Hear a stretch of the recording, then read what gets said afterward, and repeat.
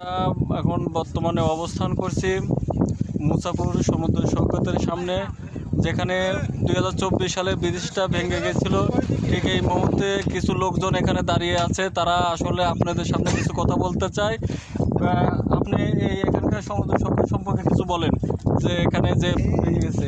এখানে সমুদ্র সৈকত বলতে গেলে আমরা বলবো যে এই জায়গায় অল্প একটু জায়গা, মানে সমুদ্র সীমানা ছিল, আস্তে আস্তে ভাঙতে ভাঙতে নদীর স্রোত এবং একটা ছোট্ট একটা ব্রিজ ছিল, সেই ব্রিজটাকে ভাঙতে ভাঙতে ভাঙতে আজকে মোটামুটি 1 কিলোর উপরে এখন এই সমুদ্র সৈকতের সীমানা হয়ে গেছে। আগামীতে আর 5 বছর যদি না ব্লক দিয়ে বাঁধে, তাহলে পরে আস্তে আস্তে আরও 1 কিলোমিটার দূরত্ব ভেঙে চলে যাবে রাস্তার মধ্যে, এটা চলে যাবে আশা করি, এটা মনে হচ্ছে।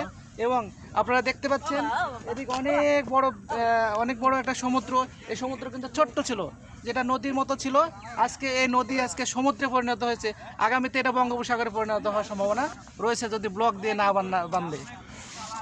আপনার সাথে একটু কথা বলতে চাই, যে তো ওই পাশের মানুষজন এই পাশে তো আর আসতে পারছে না, অনেক সমস্যা দেখা দিচ্ছে এই ব্রিজটার কারণে। আসলে আপনার মতে কি অবস্থা এখন একটু বলবেন? আসলে এই জায়গা হচ্ছে ওই পাশে একটা ছোট্ট স্কুলও দেখা যাচ্ছে, ওই যে ওইদিকে আসলে ব্রিজটা ভেঙে যাওয়ার কারণে আশেপাশে যে বাড়িঘর বা যেই রাস্তাঘাটে চলাচল একটা বিঘ্ন হচ্ছে। একটা সরকারি পদক্ষেপ বা ইয়ে নিয়ে যদি ব্লক দিয়ে যদি না বাঁধা হয়, তাইলে সমুদ্র চলাচল করা বা মানুষ চলাচল করা, যান চলাচল করা অনেক কঠিন সাধ্য হয়ে যাচ্ছে আর কি। বর্তমান পরিস্থিতি জনদুর্ভোগ বেড়ে গেছে, যে কারণে এটা অতি দ্রুত কন্ট্রোল করা প্রয়োজন বলে আমি মনে করি। ধন্যবাদ।